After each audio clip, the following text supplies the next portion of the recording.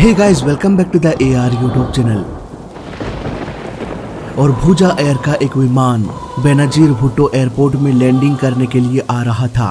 धीरे धीरे ये प्लेन तूफान में रनवे की ओर बढ़ने लगा। तभी इस प्लेन में हुआ एक अटैक, एक जोरदार झटका लगा। इस झटके ने सीधे प्लेन को धरती पर पटक दिया।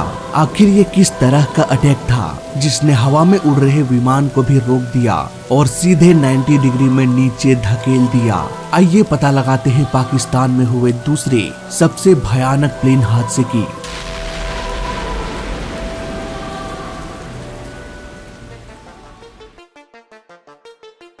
बीस अप्रैल 2012 जिन्ना इंटरनेशनल एयरपोर्ट कराची भूजा एयर फ्लाइट 213 उड़ान की तैयारी कर रहा था। ग्राउंड क्रू फटाफट यात्रियों का सामान लोड करने लगे। प्लेन में 127 पैसेंजर्स धीरे धीरे सवार होने लगे। इन पैसेंजर्स की देखरेख के लिए 4 क्रू मेंबर्स भी मौजूद थे।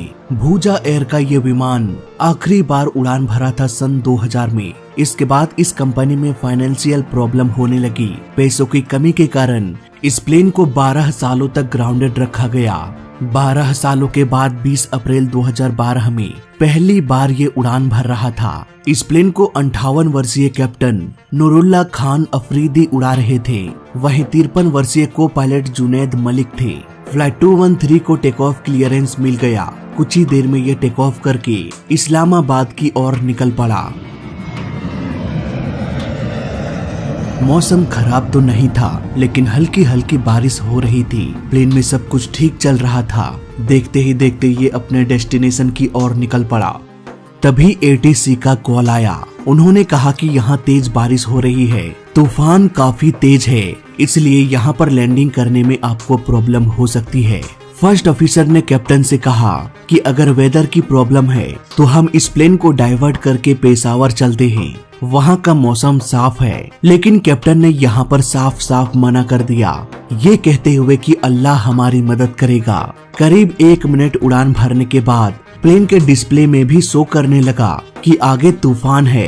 प्लेन अब 10,000 फीट के एल्टीट्यूड पर आ गया। इस डिस्प्ले के ग्रीन एरिया में प्लेन उड़ाया जा सकता है, जबकि पीले वाले भाग में प्लेन उड़ तो सकता है लेकिन टर्बुलेंस होने लगेगा। और ये रेड जैसा जो हमें दिख रहा है, भाई इससे तो प्लेन को दूर रखना ही सही होता है। जहाँ कहीं भी पायलट को ऐसा तूफान दिखाई देता है, पायलट्स हमेशा इससे बचते हुए निकलने की कोशिश करते हैं। लेकिन फ्लाइट 213 के केस में ऐसा नहीं था। ये प्लेन सीधे उस भयानक तूफान की ओर बढ़ रहा था और कैप्टन ने सब कुछ खुदा के भरोसे छोड़ दिया।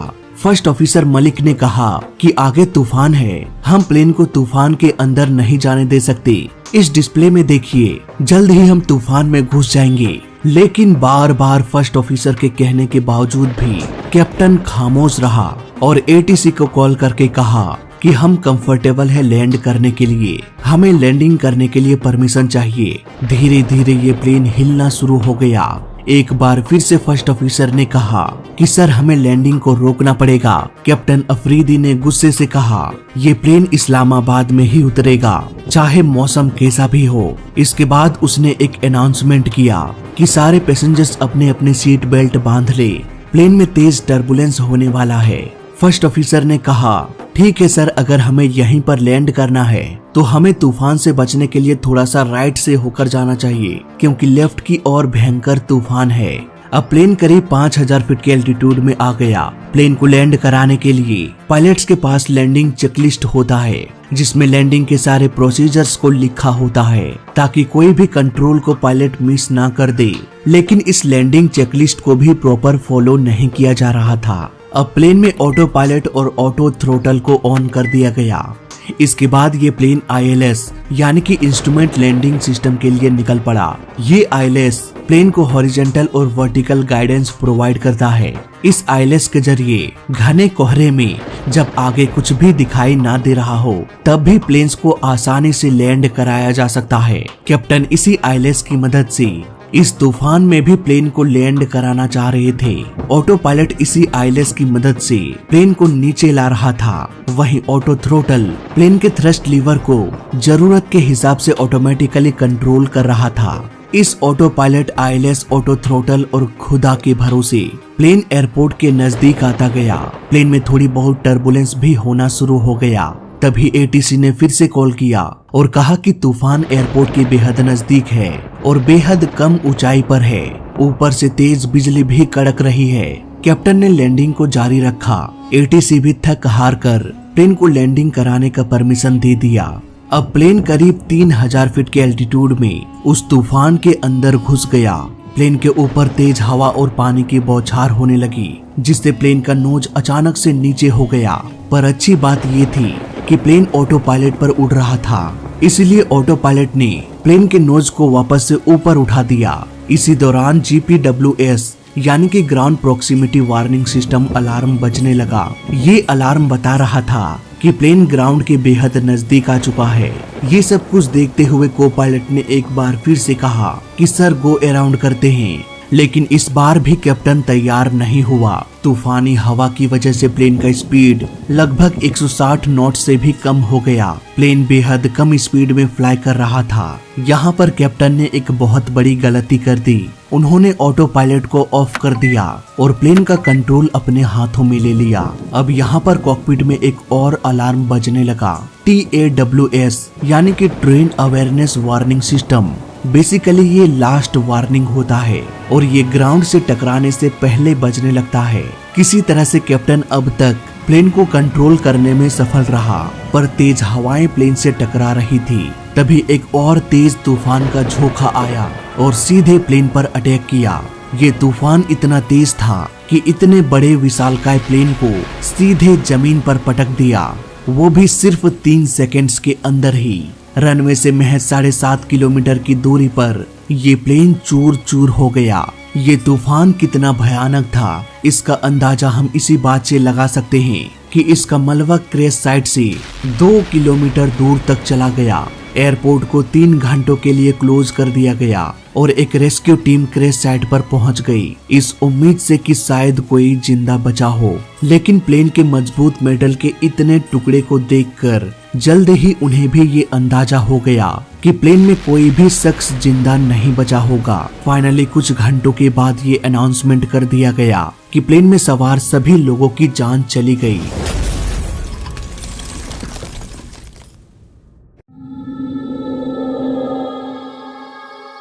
इस हादसे के बाद एक बहुत बड़ा पॉलिटिकल मुद्दा देखने को मिला पाकिस्तान में। पाकिस्तान के इंटीरियर मिनिस्टर रहमान मलिक ने भूजा एयर को बैन कर दिया। इसके जो ऑनर थे उसे भी पाकिस्तान से बाहर जाने से बैन कर दिया।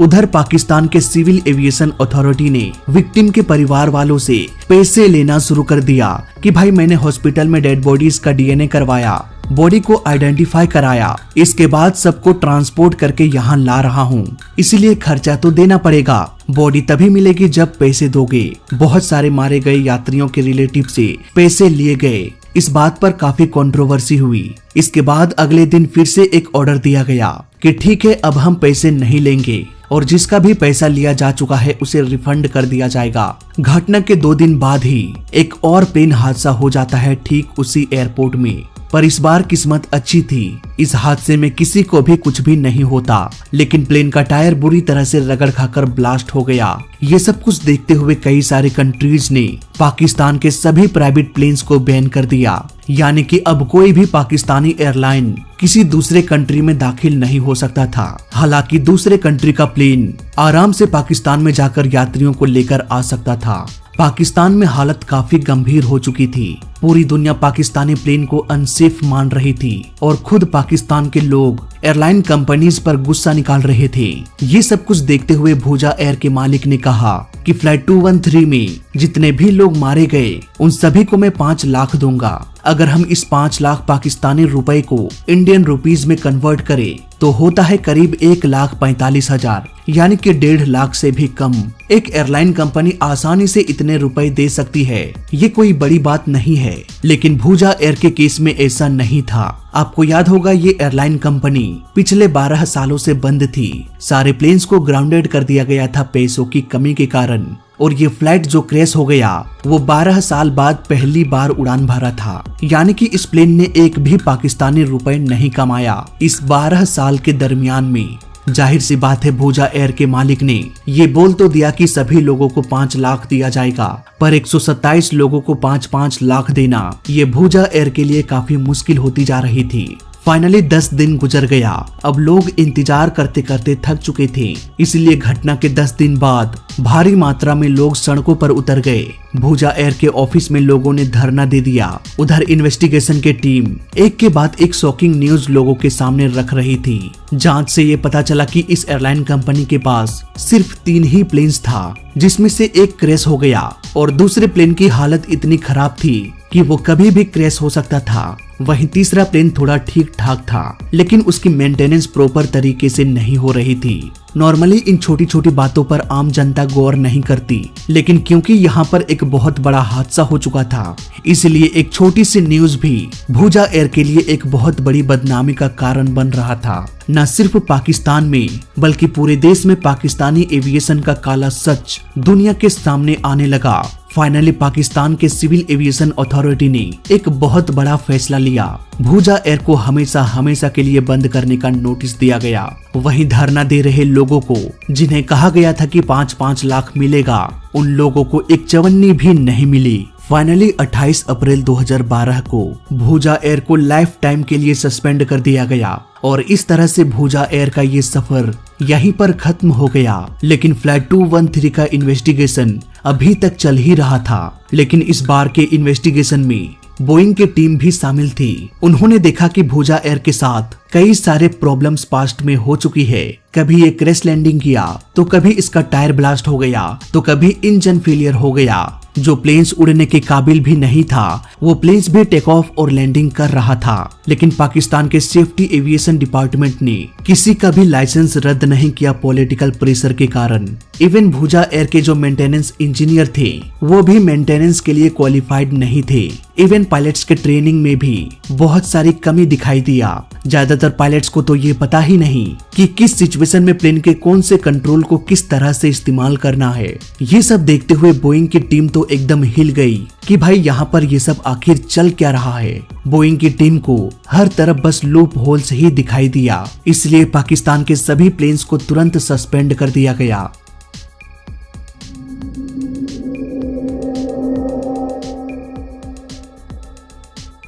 इस हादसे के पीछे बहुत सारे कारण थे, जिसमें से एक था वेदर कंडीशन।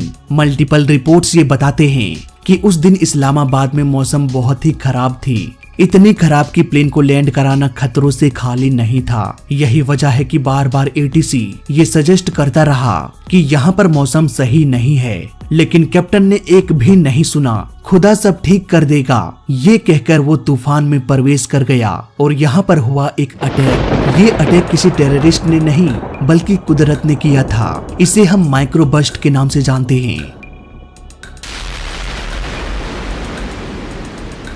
इस नेचुरल अटैक को हम माइक्रो बस्ट के नाम से जानते हैं। ऐसे माइक्रो बस्ट विशालकाय काले बादलों में होता है। जब ये धरती के बेहद नजदीक आ जाते हैं, इस क्लाउड से तेज हवाएं निकलती है और सीधे धरती से टकराती है।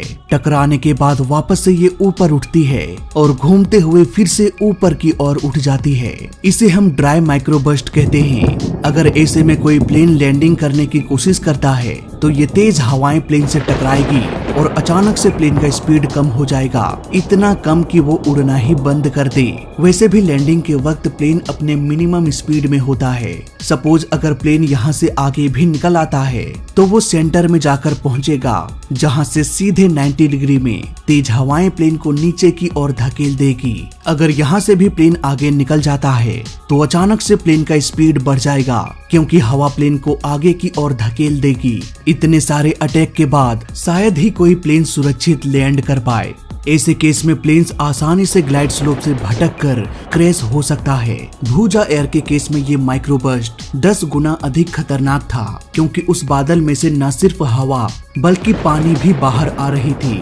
ये पानी किसी बारिश के पानी के जैसा नहीं था, बल्कि मोटे पाइप से निकल रहे पानी के जैसा था, जो कि लगभग 200 से 250 किलोमीटर पर आवर की स्पीड से बाहर निकल रही थी। इतने स्पीड से गिर रहे पानी के नीचे चींटी जैसा कोई प्लेन आ जाए तो वो कहां पर जाकर गिरेगा खोजना भी मुश्किल हो सकता है। प्लेन कभी भी इस तरह के माइक्रोबस्ट का शिकार ना हो, इसके लिए प्लेन में वेदर रडार होता है। ये रडार बादलों के डेंसिटी को डिटेक्ट कर लेता है और डिस्प्ले में रेड और पर्पल कलर से शो करने लगता है। भूजा एयर के कैप्टन ने इस रडार पर भरोसा न करके खुदा के भरोसे जानबूझकर प्लेन को माइक्रोबस्ट के अंदर ले गया और फिर हुआ एक धमाका।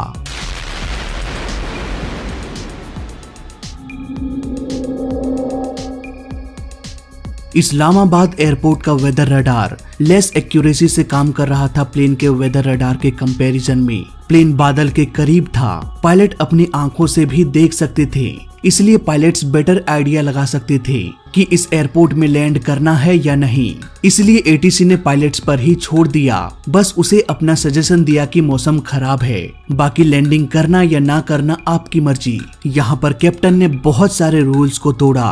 बोइंग के ऑपरेशन मैनुअल में ये साफ साफ लिखा है कि जब कभी भी प्लेन ऐसे माइक्रोबस्ट में फंस जाए तो सबसे पहले प्लेन के ऑटो पायलट और ऑटो थ्रोटल को ऑफ करना चाहिए। इसके बाद थ्रस्ट लीवर को मैक्सिमम करके प्लेन के नोज को ऑलमोस्ट 20 डिग्री ऊपर करके जितनी जल्दी हो सके वहां से निकल जाना चाहिए। लेकिन कैप्टन ने ऐसा कुछ भी नहीं किया। इस घटना का इन्वेस्टिगेशन करीब 3 सालों तक चलता रहा और 21 जनवरी 2015 को फाइनल रिपोर्ट पब्लिश किया गया, जिसमें प्लेन क्रैश का कारण पायलट एरर, वेदर कंडीशन और सेफ्टी मैनेजमेंट में बहुत बड़े कारण को दर्शाया गया। इनफैक्ट रिपोर्ट के कुछ साल बाद एक बहुत बड़े तादाद में पायलट स्कैम देखा गया, जहां सैकड़ों पायलट के पास फेक लाइसेंस मिला। पाकिस्तान एविएशन मिनिस्टर गुलाम सरवर ने खुद कहा कि हमारे पाकिस्तान में करीब 800 पायलट है और सभी की जांच करने पर यह पता चला कि इन 800 पायलट्स में से 250 पायलट्स के पास फेक लाइसेंस है और इस 250 पायलट्स में से 140 पायलट्स तो सिर्फ PIA के पायलट हैं। यही वजह है दोस्तों कि पाकिस्तान में मोस्टली ऐसे प्लेन क्रैश हो चुका है जिसे कभी होना ही नहीं चाहिए था। आगे चल के 188 कंट्रीज ने पाकिस्तान के सभी एयरलाइन कंपनी को बैन कर दिया। तो फिलहाल भूजा एयर के केस में अभी तक के लिए बस इतना ही। वीडियो अच्छा लगा तो लाइक कर देना, बुरा लगा तो डिसलाइक कर देना और इस चैनल को सब्सक्राइब कर देना, क्योंकि इस चैनल में सीखने के लिए बहुत कुछ है। तो मैं मिलता हूँ आपसे अगली वीडियो में, तब तक के लिए देखते रहिए और सीखते रहिए। जय हिंद, वंदे मातरम।